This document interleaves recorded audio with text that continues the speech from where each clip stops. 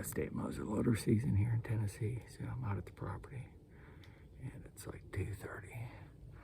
Sunset's at 4:30. Well, right around there.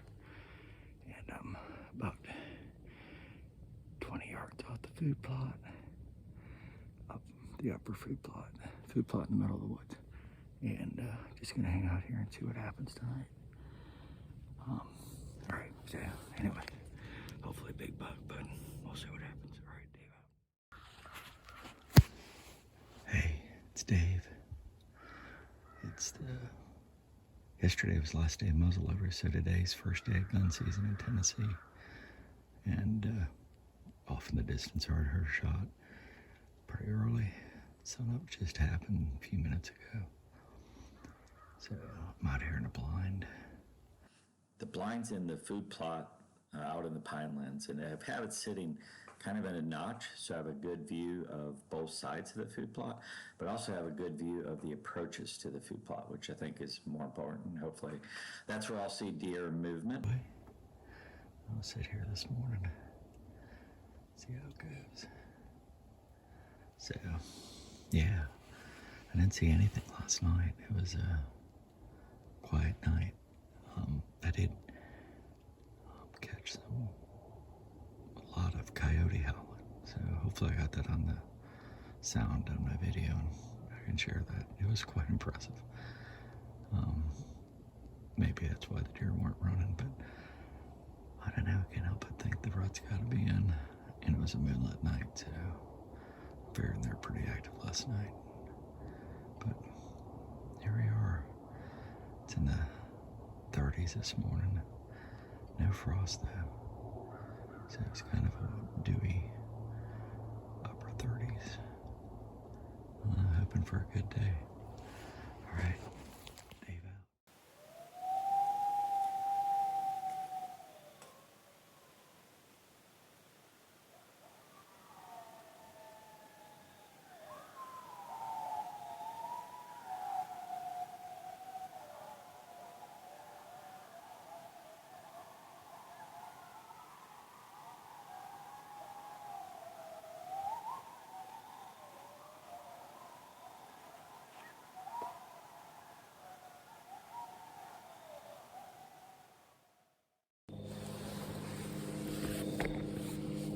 Hey, it's Dave. So, out here in my stand sitting backwards, and it's the last day I'll be out here until after Thanksgiving. So, it's Saturday evening. It's like in the 50s, although I'm dressed like it's 2 below. And hopefully we get it done. All right, Dave out. I catch 2 deer on video eating grass along the food plot. You can see them on the very edge, and I get arrows that point to them. The quality's not very good, but definitely can see. So, and this is the kind of activity that you kind of anticipate on the food plot this time of year, eating along the edges and such if it's daylight, and that's what's happening here. So they slowly move out. But anyways, want to share that with you. All right, Dave out.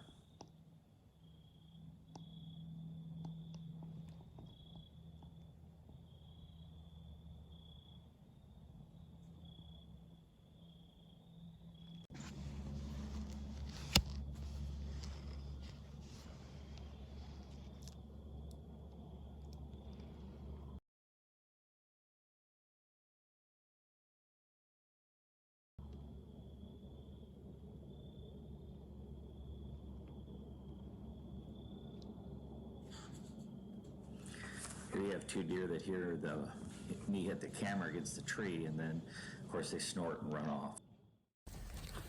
Hey, it's Dave and Lillie. Come on. Lillie. What are you doing, baby? Maybe you can see her, hopefully. Anyway, it's Dave and Lillie out here. It's Monday. I'm guessing maybe the 29th or 30th of November. Anyway, it's gun season, and out here doing a little deer hunting. Sat in a blind, didn't see anything. It was a pretty quiet evening, but I didn't get out there till late. The main thing I wanted to do is get my 2 climber stands situated and out on a tree. So I got them both out on trees, so they're ready.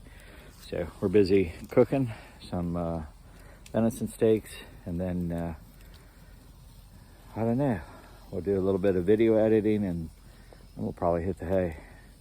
Get up early. Lily, she'll guard the camper, and hopefully I have some luck. I'm gonna hunt first thing in the morning down by the creek, I think, and then in the evening I'm gonna hunt up by the pinelands. So hopefully it works out. We'll see. A lot of pressure, a lot of gunfire. So anyways, we'll see what happens. All right, Dave out.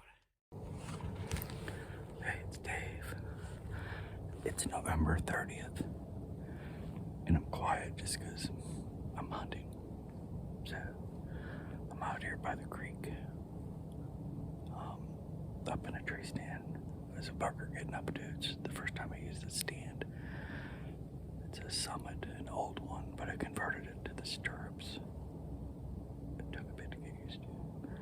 But anyways, some noise off to the left. I think it's a squirrel, but November 30th already. I've seen doe, but I haven't seen any of my bucks yet. Mine. Any of the bucks on the property, they're not mine. I don't know them. Don't even pretend to, but maybe I'll be lucky. That's all I'm looking for. So hopefully it works out. 7 a.m. It's 42, 41. And it's supposed to be a little breezier today. Breezy. All right, Dave out. Hey. Whoa, sorry.